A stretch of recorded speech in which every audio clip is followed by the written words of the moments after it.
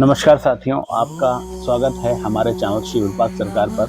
हम लोग श्रीमद् वाल्मीकि कृत रामायण का पाठ कर रहे हैं और इसी श्रृंखला में आज हम 6वां अध्याय शस्त्र सर्ग प्रारंभ कर रहे हैं, जो कि है राजा दशरथ के शासनकाल में अयोध्या और वहां के नागरिकों की उत्तम स्थिति का वर्णन। आइए प्रारंभ करते हैं। उस अयोध्यापुरी में रहकर राजा दशरथ प्रजा वर्ग का पालन करते थे।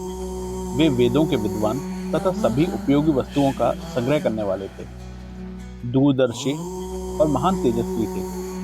नगर और जनपद की प्रजा उनसे बड़ा प्रेम करती थी। वे इक्ष्वाकु कुल के अतिरथी थे। अतिरथी दोस्तों वो होता है जो 10,000 महारथियों के साथ अकेला युद्ध करने में समर्थ होता है, और वह इसलिए अतिरथी कहलाता है। यज्ञ करने वाले, धर्मपरायण और जितेंद्र थे। महर्षियों के समान दिव्य गुण संपन्न राजश्री थे। उनकी तीनों लोकों में ख्याति थी। वे बलवान, शत्रुहीन, मित्रों से युक्त एवं इंद्र विजय थे।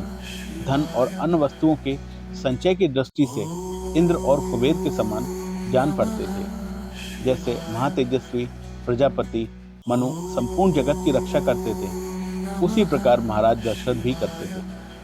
धर्म, अर्थ और काम का संपादन करने वाले कर्मों का अनुष्ठान करते हुए वे सत्य प्रतिज्ञ नरेश उस श्रेष्ठ अयोध्यापुरी का उसी तरह पालन करते थे जैसे इंद्र अमरावतीपुरी का करते हैं। उस उत्तम नगर में निवास करने वाले सभी मनुष्य प्रसन्न, धर्मात्मा, बहुश्रुत, निर्लोभ, सत्यवादी तथा अपने अपने धन से संतुष्ट रहने वाले थे। उस श्रेष्ठ पुरी में कोई भी ऐसा कुटुंबी नहीं था जिसके पास उत्कृष्ट वस्तुओं का संग्रह अधिक मात्रा में ना हो, जिसके धर्म, अर्थ और काममय पुरुषार्थ सिद्धि ना हो गए हों, तथा जिसके पास गाय, बैल, घोड़े, धन धान का आदि का अभाव हो। अयोध्यापुरी में कहीं भी कोई भी कामी, कृपण, क्रूर, मूर्ख और नास्तिक मनुष्य देखने को भी नहीं मिलता था। वहाँ के सभी स्त्री पुरुष धर्मशील, संयमी, सदा प्रसन्न रहने वाले तथा शील और सदाचार की दृष्टि से महर्षियों की भांति ही निर्मल थे। वहाँ कोई भी कुंडल, मुकुट, पुष्पहार से शून्य नहीं था। किसी के पास भोग सामग्री का अभाव नहीं था। कोई भी ऐसा नहीं था जो नहा धोकर साफ सुथरा ना हो, जिसके अंगों में चंदन का लेप ना हुआ हो तथा जो सुगंध से वंचित हो।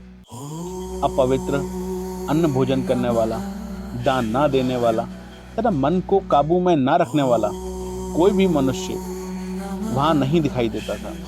कोई भी ऐसा पुरुष देखने में नहीं आता था जो बाजूबंद, निष्ठ तथा हाथ का आभूषण धारण ना किया हो। अयोध्या में कोई भी ऐसा नहीं था जो अग्निहोत्र और यज्ञ ना करता हो, जो शूद्र, चोर, सदाचार शून्य अथवा वर्णशंकर हो। वहाँ निवास करने वाले ब्राह्मण सदा अपने कर्मों में लगे रहते थे, इंद्रियों को वश में रखते, दान और स्वाध्याय करते तथा प्रतिग्रह से बचे रहते थे। वहाँ कभी भी ऐसा द्विज नहीं था जो नास्तिक, असत्यवादी, अनेक शस्त्रों के ज्ञान से रहित, दूसरों में दोष ढूंढने वाला, साधन में असमर्थ और विद्याधीन हो। उस पुरी में वेद के 6 अंगों को ना जानने वाला, व्रतहीन, शस्त्रों से कम दाम देने वाला, दीन, विक्षिप्त चित्त अथवा दुखी कोई भी नहीं था। अयोध्या में कोई भी स्त्री या पुरुष ऐसा नहीं देखा जा सकता था जो श्रीहीन, रूपहीन और राजभक्ति से शून्य हो। ब्राह्मण आदि चारों वर्गों के लोग देवता, अतिथियों के पूजन, कृतज्ञ, उदार, शूरवीर और पराक्रमी थे। उस श्रेष्ठ नगर में निवास करने वाले सब मनुष्य दीर्घायु तथा धर्म और सत्य का आश्रय लेने वाले थे। वे सदा स्त्री, पुरुष और पौत्र आदि परिवार के साथ सुख से रहते थे।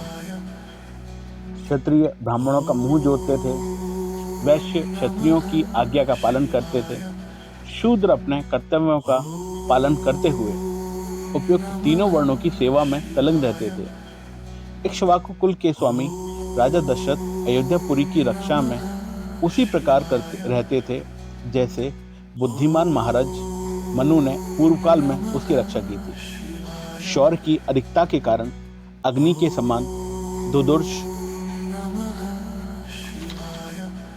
कुटिलता से रहित, अपमान को सहन करने में असमर्थ तथा अस्त्र शस्त्रों के ज्ञाता योद्धाओं के समूह से वह पुरी उसी तरह भरी पूरी रहती थी जैसे पर्वतों की गुफा सिंहों के समूह से परिपूर्ण होती है।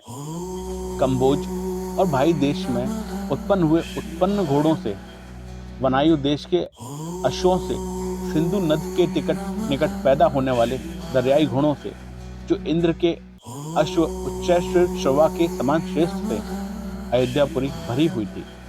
विंध्य और हिमालय पर्वतों में उत्पन्न होने वाले अत्यंत बलशाली पर्वताकार मंदमत गजराजों से भी वह नगरी परिपूर्ण रहती थी।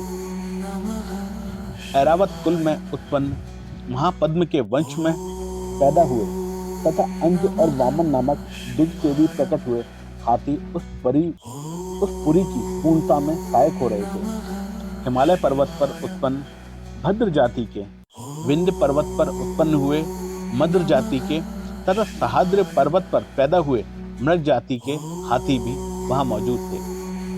भद्र, मंद्र, मृग इन तीनों के मेल से उत्पन्न हुए संकर जाति के भद्र और मद्र, इन दोनों जातियों के मेल से उत्पन्न हुए संकर जाति के भद्र और मृग जाति के संयोग से उत्पन्न संकर जाति के तथा मृग और मंद्र, इन दो जातियों के सम्मिश्रण से पैदा हुए पर्वताकार गजराज भी, जो सदा मदोमत्त रहते थे, इस पुरी में भरे हुए थे। 2 योजन भूमि तो ऐसी थी जहां पहुंचकर किसी के लिए भी युद्ध करना असंभव था।